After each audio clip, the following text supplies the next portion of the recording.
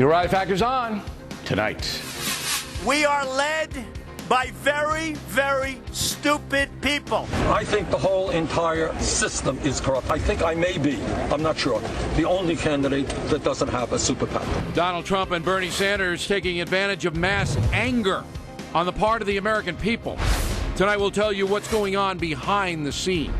If it's all the same to you, Mr. Trump, I'd rather you stop cherishing women and start respecting women.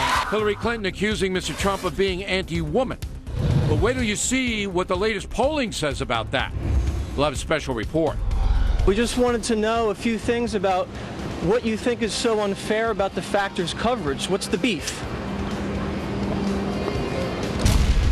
Also ahead, the lawyer for Bo Bergdahl under pressure as the sensational military court hearings begin on Thursday.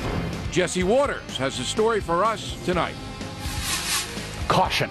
You are about to enter the no-spin zone. Factor begins right now.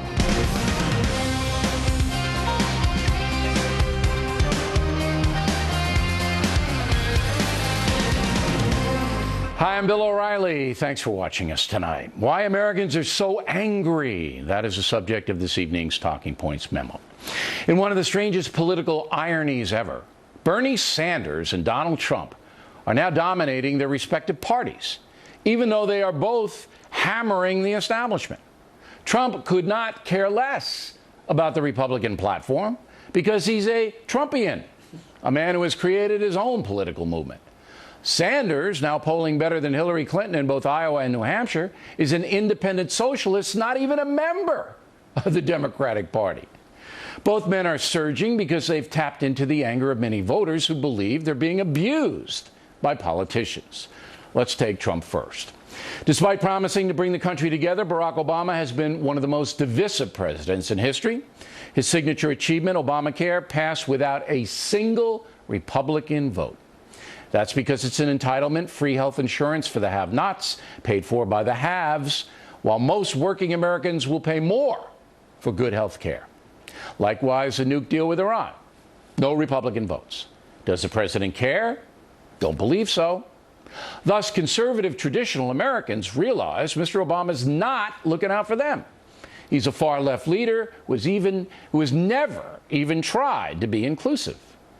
The anti-Obama folks strongly believe that illegal aliens get better government treatment than they do, that abortionists and anti-religious groups have more rights than they do, that American economic power is being eroded in order to create a massive welfare state, and finally, that evil people overseas who want to kill Americans are not being challenged effectively. Trump has tapped into all that angst with one simple word. He calls American leadership stupid. For Senator Sanders, the word he uses is corrupt. His crew is furious that Barack Obama has not fully embraced socialism. The Sanders surge is built around his belief that every American should receive free health care, free education through college, a guaranteed job and salary, subsidized housing and child care if you're poor, and guaranteed retirement income. Bernie's mantra is pretty much cradle-to-grave entitlements. And don't worry, if you don't want to work, Bernie will take care of you anyway. And those who are working will pay for it. It's interesting. For every nativist American who despises a diverse society, you have a socialist American who wants Bernie to take over the economy and dole out the cash. Both extremes are angry. And now they have been joined by millions of regular folks who recognize that the change President Obama has brought has weakened the nation, but strengthened secular groups who are hell-bent on destroying traditional American values, especially those in the Judeo-Christian tradition. Conventional candidates like Jeb Bush and Hillary Clinton have no answer to the citizen fury. No answer at all. Mrs. Clinton would continue the Obama vision. Governor Bush intellectualizes the anger rather than feeling it. So Trump and Sanders have the stage, and the curtain is not even close to coming down. And that's a memo. Now for the top story tonight, reaction. Joining us from Washington, Charles Krauthammer. So, anger is defining the race. I think you believe that as well as I do.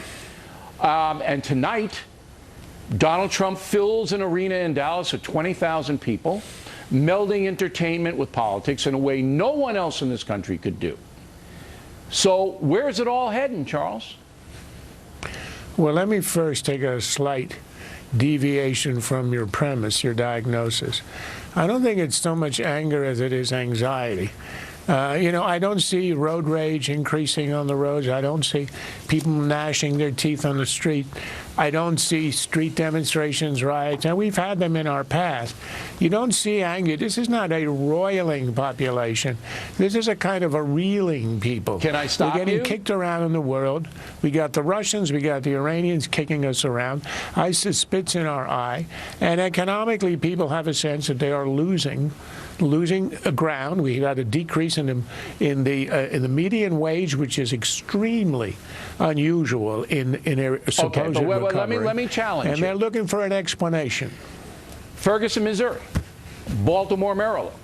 Okay, all of these things ignited with pent-up anger.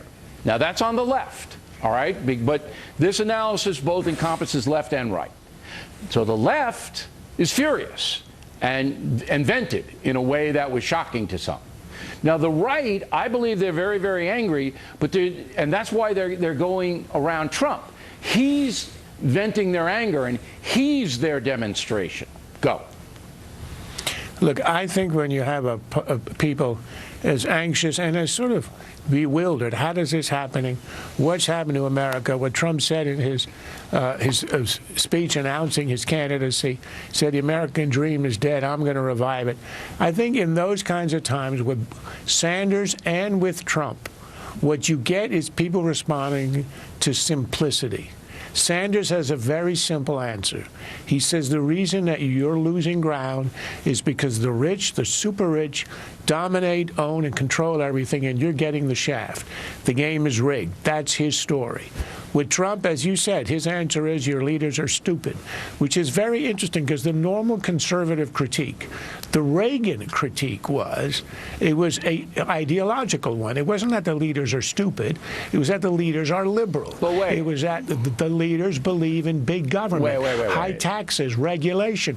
And that is the traditional Republican explanation of why things go wrong. Don't you think, Charles Krauthammer, that people are furious with conventional politicians, and that's why there really hasn't been a challenger to Donald Trump and Ben Carson, the two outsiders? I think that Americans are so angry with both parties, all the elected officials. They think they're a bunch of BS. They don't get anything done. They don't stand or believe for anything. I think they're angry, Charles. I'll give you the last word on it. It could be that because I'm an ex-psychiatrist, I have seen real rage. This isn't rage. This is anxiety, bewilderment, and a search for explanations. And the ones who come up with the simplest ones, stupid leaders, not strong enough, low energy on the one hand.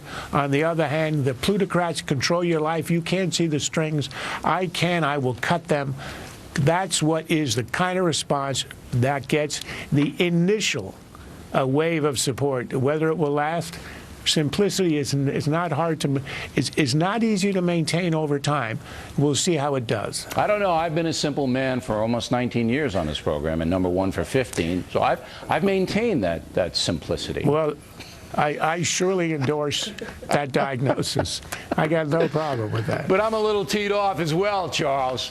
And I don't know if 20,000 people turn out. They're not teed off. What we call what you're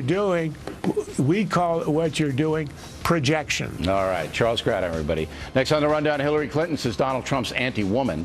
What do the polls say? Mrs. Clinton might be surprised. And later, did the Obama administration try to mislead the American public over ISIS? We have a factor investigation upcoming.